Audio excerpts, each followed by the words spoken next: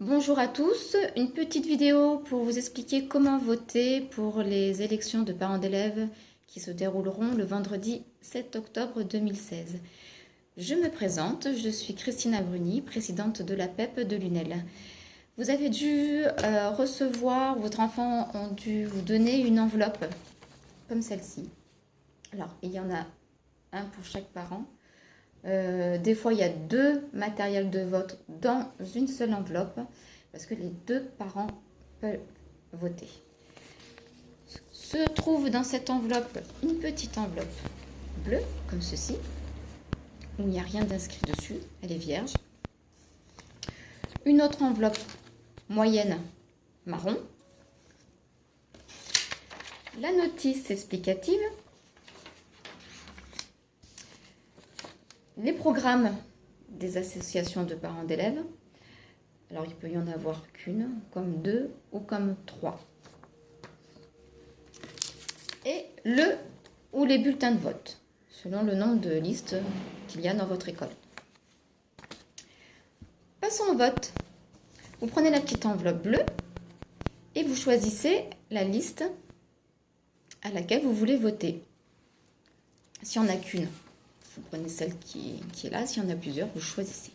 Surtout, ni entourer les noms, les prénoms, ni raturer, ni surligner. Il faut qu'il reste vierge. Vous le pliez. Vous le mettez dans l'enveloppe. Et vous pouvez venir directement à l'école, voter, le déposer dans l'urne. Normalement, devant l'école, il y a un affichage pour vous aider à savoir les horaires des bureaux de vote et où se trouve le bureau de vote dans votre école.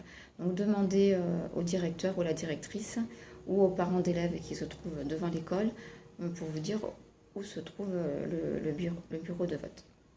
Si vous ne pouvez pas vous déplacer ce jour-là, vous pouvez voter par correspondance. Vous prenez l'enveloppe moyenne marron et vous mettez la petite enveloppe bleue dans cette enveloppe. Vous la refermez bien. Dans certaines écoles, il n'y a pas... Là, il y a un tampon, mais dans certaines écoles, le tampon n'y est pas.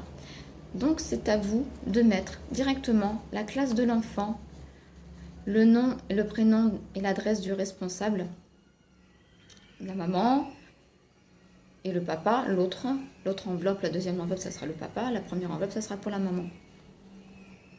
Et surtout, ne pas oublier de signer, très important, parce que sinon votre vote ne sera pas comptabilisé.